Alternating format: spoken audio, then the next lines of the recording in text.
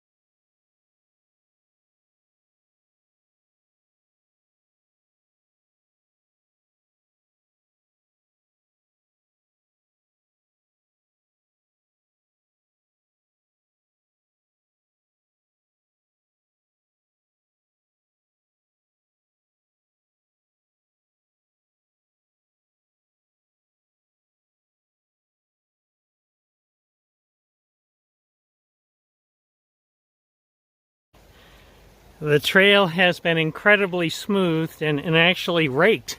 There's like an ATV that dragged a rake over things since I left Stevens Pass, and it's been a little downhill to boot.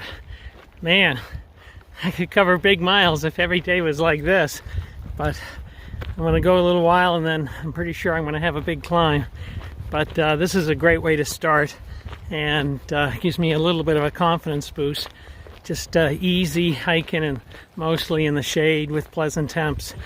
There is a heat wave coming in, but I checked on atweather.org and it looks like the will be mitigated on the trail at elevation, and that it will be in the 80s, low to mid 80s, which is still hotter than I'd prefer, but still better than 90s or 100. So yeah, I'll take it and make the best of it. Hey there. It's been a wonderful day so far. The temperatures are, I'd say, low 60. It's breezy. I've been in the shade a fair amount, and I just went through a meadow, and a bald eagle swooped down before I could get my camera out. Swooped down and then flew off. A very large bird, so impressive. We don't see many of those at all on the East Coast, but I feel blessed to have seen that. And just one more thing making this a great day. I'm looking south. You can see a lot of snow-covered mountains. And on your left side, I think right there in the middle, it looks to be a fire. Looks like smoke coming up from the ground. Have to be mindful of that.